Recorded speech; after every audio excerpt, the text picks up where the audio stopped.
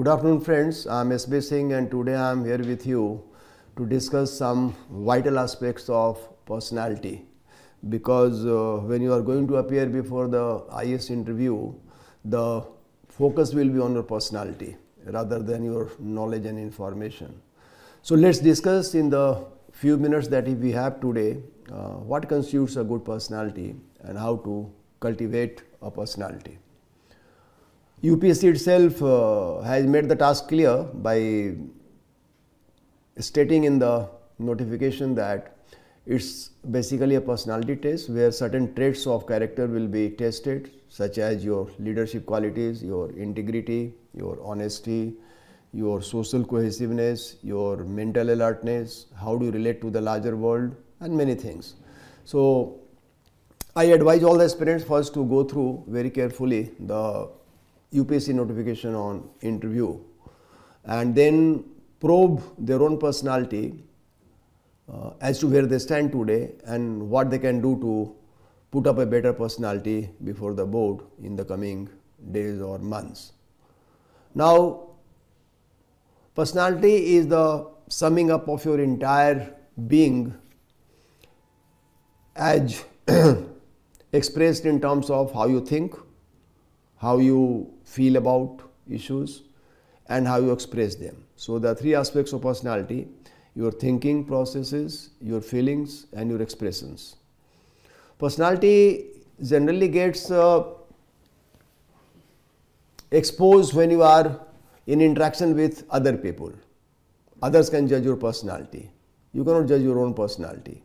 On the basis of what others have judged you, whether it's an interview board or your friends or even your family, they can say that he's a dull person, he's a vibrant person, he has a negative personality, he has a positive personality, he's an arrogant person. So many adjectives can come.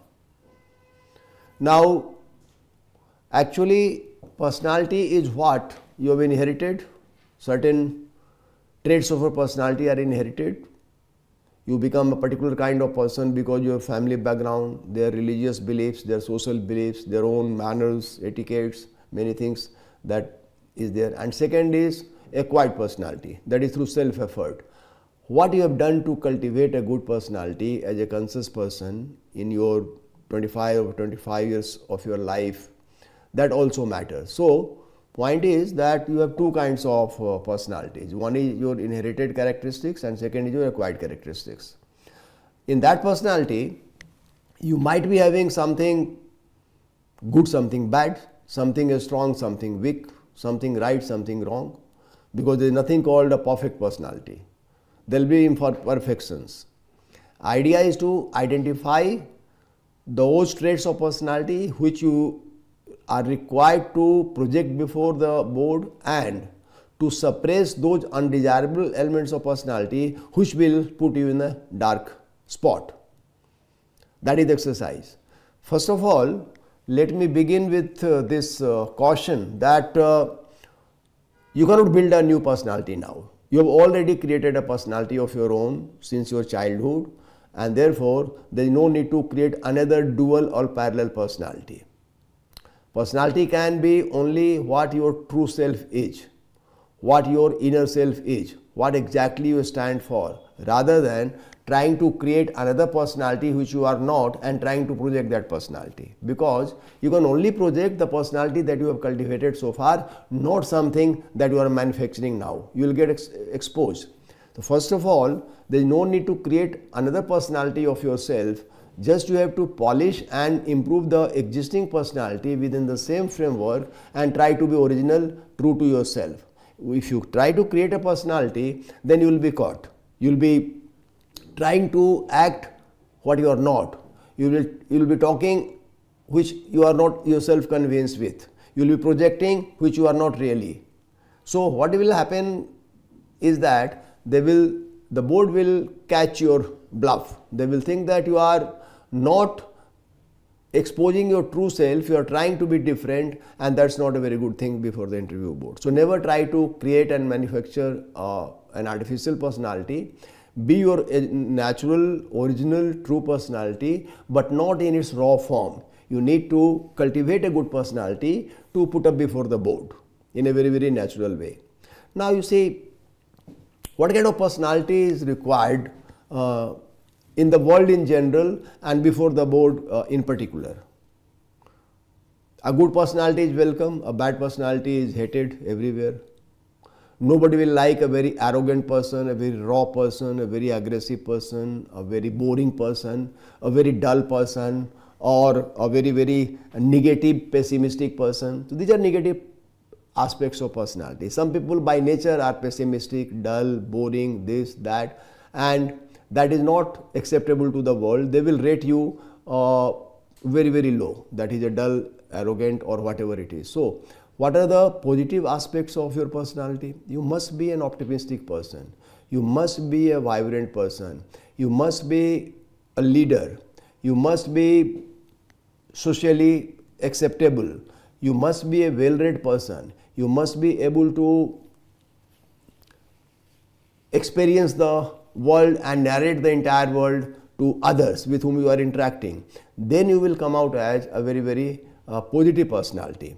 So therefore you have to make a list of what are the negative aspects of personality, and if it is there in you, if you look dull to others, you are making a boring presence before others, and when you end your interview, the board will think, oh, he is a dull guy, he is not a very interesting guy to talk to. That should not happen. You have to judge whether your personality has grown towards dullness, boring kind of thing, and if it is so, how to bring more life in your personality by bringing more smile, by bringing more knowledge, by bringing more energy, by bringing more vibrance and many more things. Now, how do you really cultivate a good personality? You have already cultivated a personality through your experiences in the family, in society, during your school, during your college days. So you are just a product of your last several years of your existence on this earth, and that personality now is under scrutiny. Till now you were not before any board like IAS board, so whatever personality is there, nobody is questioning you. But now you will be rated for your personality, and you will be marked for your personality, and your career can be built over your personality. So therefore there is a need to assess your personality in the light of UPSC requirements and try to shape your personality as much as possible as per the guidelines that we'll be talking about just now. You see, personalities cannot be the same. For a good personality can be different in a corporate world, a good personality can be very different in a business world, a good personality can be very different in a political world, and a good personality can be very different in a bureaucracy or civil servant's life.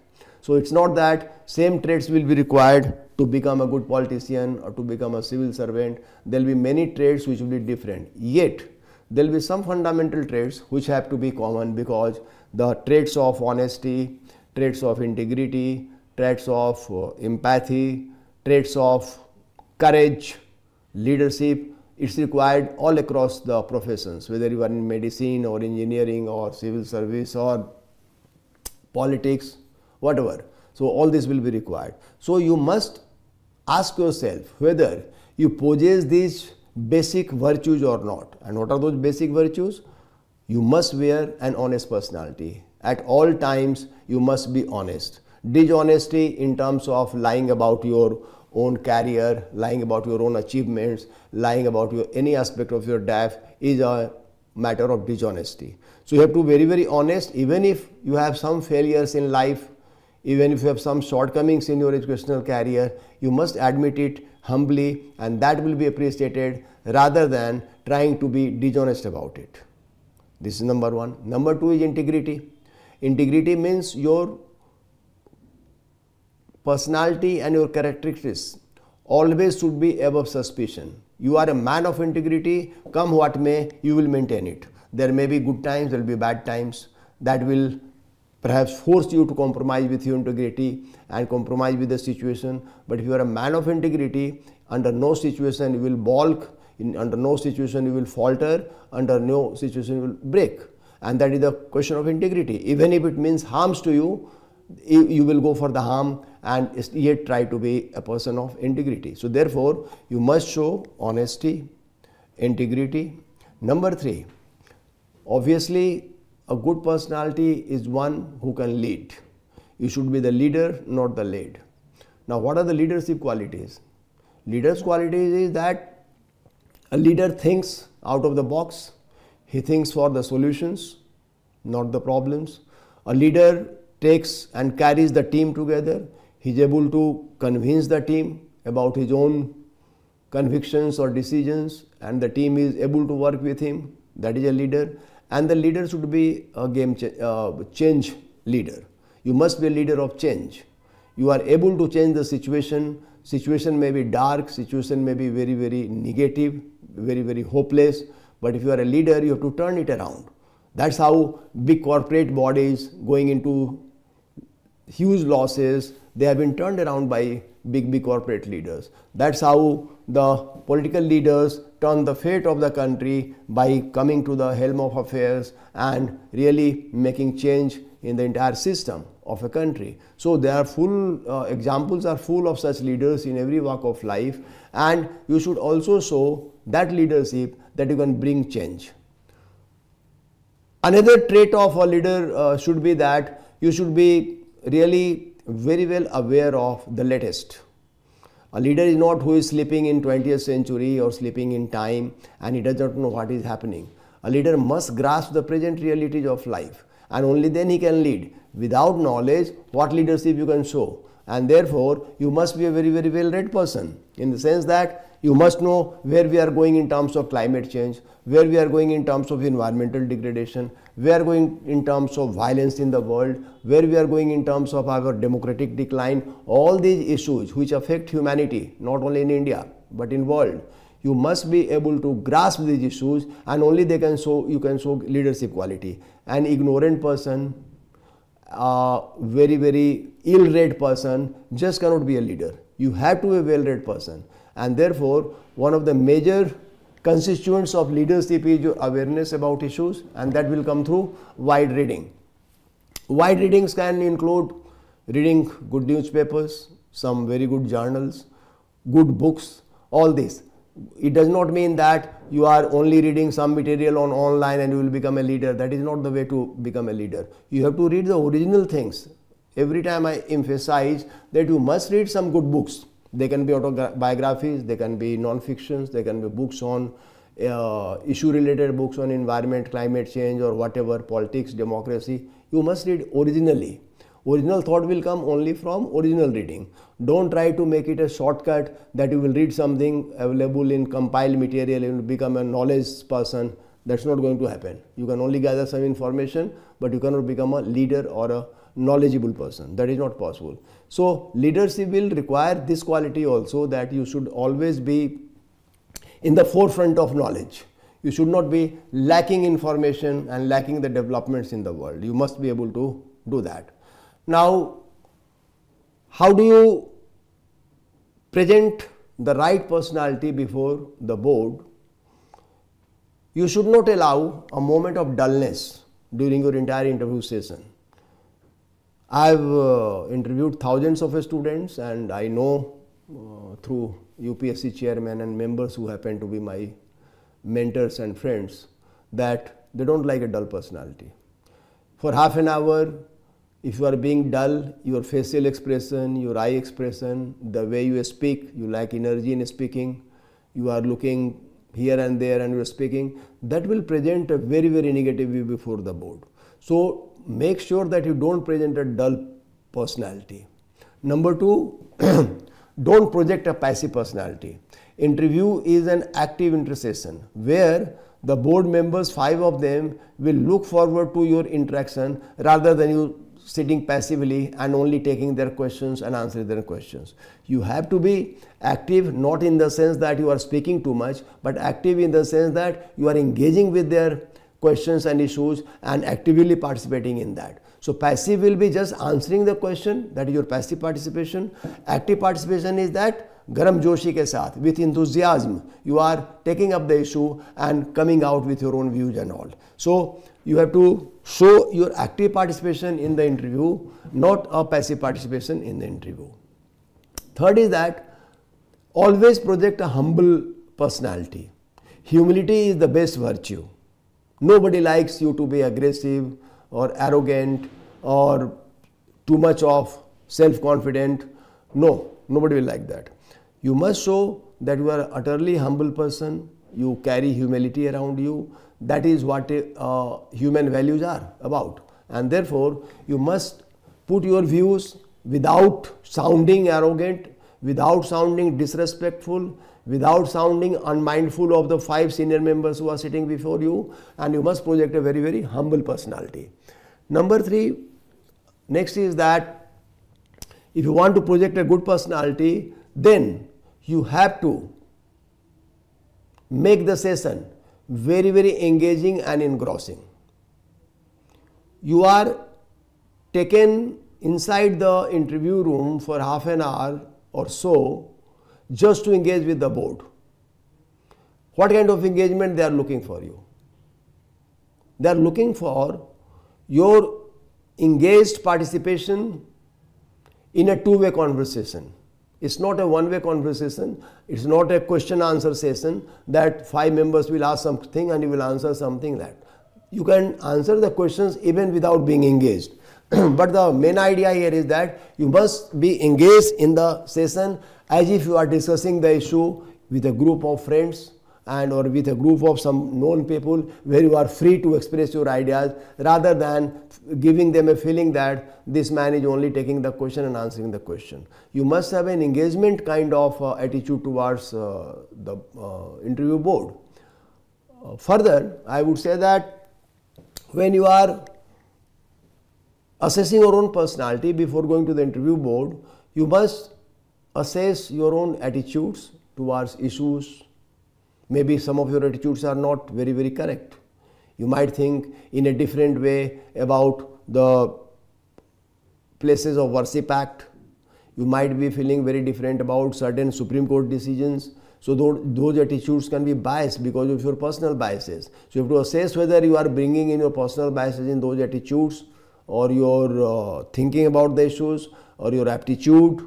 And if you find that you have some biases, you have to work on those biases and remove those biases and become neutral about those issues. You cannot put your personal biased opinion about an issue.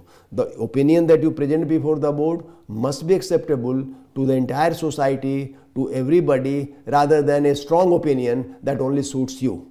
You cannot give that opinion. So that you have to watch for that also. All this is possible only when you start engaging yourself in some very good mock interview boards where people assess you and they find out the flaws in your personality, and then you can take the corrective measures.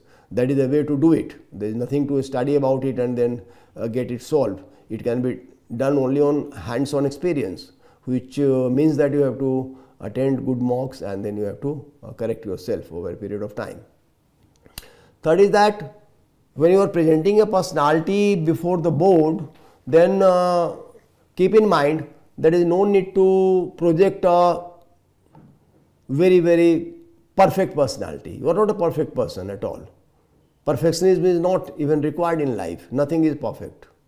So while we should try to be perfect in our work, in our duties, it does not mean that there should be a blind faith in perfectionism, fixed ideas and all, idealistic and all. So don't try to project yourself that you are a perfectionist, because getting the government work done does not mean that you should be a perfectionist. Getting the government work done means you should be a realist. How can you solve the situation in a very realistic manner rather than an idealistic manner? So if you provide a very perfectionist solution to a problem that they are posing before you, then perhaps it will not be liked by the board because it doesn't exist. Nothing like perfectionism exists in this world. So don't try to be a perfectionist, try to be a practical solver of the problem and try to be a realist person also. Alright. Then another thing is that a good personality is one which doesn't speak irrelevant, unnecessary, redundant things. So mind your language, mind your words. If you speak too much in your over enthusiasm, then probably you are going to speak something very, very irrelevant, and that might anger the board. So you must weigh your words, you must craft your sentences, and you must speak only those things which will make a good impression before the board, rather than go on talking. Since there will be 10-15 questions asked during a period of half an hour during the interview, so the best suggestion I can give to you is that you try to practice 2-3 minutes answer to a question, and even if they don't stop you, you should stop yourself, because if you keep on speaking for 7-8 minutes, 10 minutes, then they will not judge you having a good personality. They will think that he keeps on speaking without knowing where to stop. So you must know where to stop also, and let them ask further questions if they want to ask you, rather than go on speaking. That is not done. Therefore, your answer practice should be crafted in such a manner that it finishes in 2-3 minutes only. So if they ask you 10 questions, 10 into 3 means 30 minutes. Interview session will be for 30 minutes. So you have to be very, very brief in your answer, and that also reflects your personality. How can you put your views in few words and all that? That is a very, very important part of your personality. A good personality is also always very, very confident, and you should not shake up, crumble when some awkward situations come in your interview board. You are bound to be asked some questions about which you are not well informed, you have zero knowledge, or you are taken aback. So if they ask you 3-4 such questions, chances are that you will crumble down. But that is not the trait of a good personality. A good personality is one who can even face up to a situation of adversity and try to give good reasoning that he doesn't know something, he will try to know something, or he missed out on something, and keep your self-confidence at the same level even if some very, very worrying questions, very, very complex questions are being asked to you. Otherwise, what will happen if you don't carry this kind of confident personality, then 3-4 questions will boil you down, and the entire interview will turn against you if you lose confidence during those questions. So a good personality will face up to even adverse questions with a smile, with some kind of hope, some kind of optimism that this you have missed out, but you will try to read about it, this, that, you have to say like that. So this is another thing that you should keep in mind. Another thing to be kept in mind so far as your personality projection is concerned, that try to project the same personality that you carry on day-to-day basis. Don't try to project a super personality on the day of the interview, because you are not a superman at all. I no need also to become a superman. What I mean by this is that the board is not looking for a big hero in you. You are just a 25-26-year-old boy or girl with limited exposure in education, life, knowledge, so their expectations are not high. So why you are having a very expectation of high of yourself? When the board is not having such a high expectation of yourself, why you should have a very high expectation of yourself? They know your limitations, and therefore don't try to become a dictionary or don't try to become an encyclopedia on the day of the interview. That is not required, not at all. There is no need to become all-knowing person, and there is no need to look like a hero or a glamorous person. No need at all. It's a very, very different interview. You will be judged for your natural attributes rather than trying to show some superficial attributes, trying to act in a way that to make sure that you are a superhero. It's not required at all. Don't try to project a very, very hyper personality of yourself. Whatever you are, it's fine. You may be short in height, you may be not fair, you may not be very attractive to look at, you may not be wearing the costliest of suits, so what? You go there as a natural person, just in neatly dressed and all that, and your personality will not be tested on the basis of these extra attributes. Your personality will be tested for what you stand for in life. So there is no need to expect too much from the board, because the board doesn't expect much from you. Go there as a very natural, average person. You are not supposed to be the next Einstein or the next James Watt or anybody else like that. You are not going to be like that. You are just going to be a civil servant who can work for the government, who can carry the day-to-day work of the government, and that doesn't require you to be an Einstein or something. If you prove that you are an Einstein, then you are not suited for the civil services job actually. So you have got my point that no need to project a very magnified personality. There is no need for that. Just a general, average, pleasant personality is what you are supposed to carry on the day of your interview. It should be slightly more formal personality. In day to day, your personality projection is very informal. The way you talk, the way you dress is very, very informal. But on that day, you have to come formally dressed. You have to talk in a very formal way. That is the difference. Otherwise, don't be very, very conscious about personality. Now, personality also constitutes etiquettes and your behavior during the interview. A person with good etiquettes is always praised, appreciated, and if you lack etiquettes, then obviously it will be noticed by the board. What do you mean by etiquettes? All your etiquettes will not be tested during the board. You are not eating there, you are not writing there, you are not traveling or walking. So these etiquettes will not be tested. Only those etiquettes will be tested during a half hour which will be visible. So what etiquettes will be visible during the interview? Just few. Number one, the way you walk in and greet the members. So you should walk elegantly, greet the members with garam joshi, with warmth, wait for their permission to sit down. That is the first etiquette. When you sit down, then look with your eyes into the chairman's eye, other members' eyes. Always have a smiling face. Slight smile should be there rather than hard face. Second etiquette would be that when a member is speaking, listen to him carefully. Don't interrupt, don't cross him. When he has finished the question, give yourself 5-10 seconds of gap, and then you start answering that question.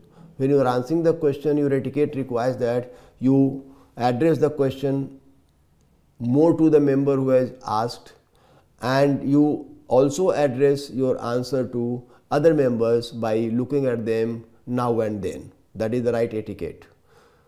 Third etiquette is that many times, on many occasions when you are speaking, some member will just cross you. He will stop you. Okay, stop here. Stop there. Don't say that, let me finish this, sir. This is not a good etiquette. If they have asked you to stop, you can say, okay, sir, like that. So don't say that, let me finish, sir. You are nobody to ask for permission to finish. If they themselves have asked you to stop, they might like to ask another question to you and all that. Third etiquette is that on many occasions the members may not agree with your answer. They will say, no, this is all nonsense, this is not correct, what you are saying is not at all, I reject this argument and all that. Don't counter him. Don't counter him. You have to just say that, yes sir, what I can understand your point, and you have a point. So point is that even if in a wrong way member is trying to cross you and says that doesn't agree with you, don't emphasize your point. No, my point is like this, I will do this. You have to be very, very flexible at that moment and try to save the situation by mostly agreeing with the member, or if he says something which is totally disagreeable, then you have to make your statement very, very clear that, sir, with due respect, I'll still like to disagree. But on everything, don't try to disagree. When there is a real need to disagree, then you can put forth your views. There is no necessity to agree with everything.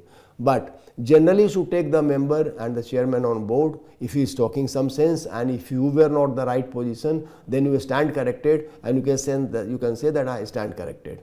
So these are some things that will work out during the interview, and when the interview is over, you should always feel optimistic about the conduct of your interview. That should show on your face, and you should be thankful to the members and just say good thank and then just come out and all. Sometimes the members or one member of the board might offer you that, do you have anything to say about us? Do you want to ask us something? Sometimes they have this habit of asking this. This is a very, very nonsensical position. What do you have to ask? Simply say that no sir, thank you, I have nothing more to ask. If you get into yes sir, I have to ask something, then you are in trouble. So whenever they ask you something like that, do you have something to say, do you have something to ask, now that we have interviewed, you can say nothing sir, nothing from my side, thank you very much. Like that you should say. And your practice for personality development always be around, as I told in the beginning of this lecture, how you think, how you feel, and how you express. How you think makes your personality, your thinking pattern. How you feel about an issue also makes your personality. And finally, how you express those feelings and thinking finally makes your personality.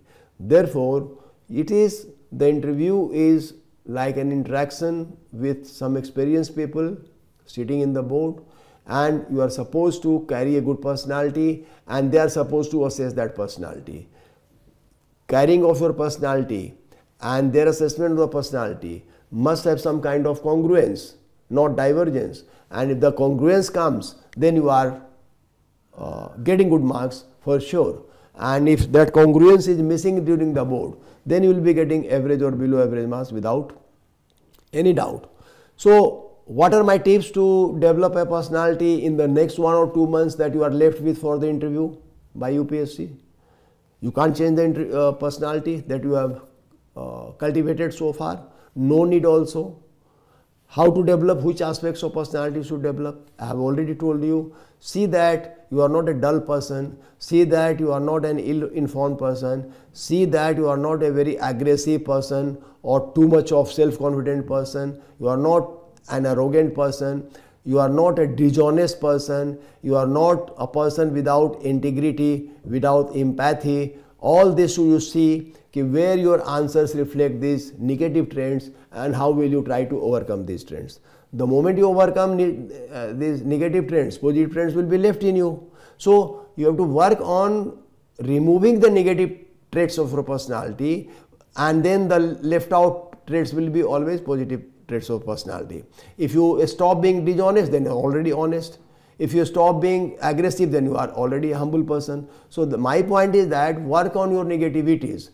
Find out through various means, through a mentor like me or somebody you have faith in who is competent to guide you. Find out what goes wrong in your personality projection in terms of the values that I have already discussed here today, and try to one by one remove them by sheer practice.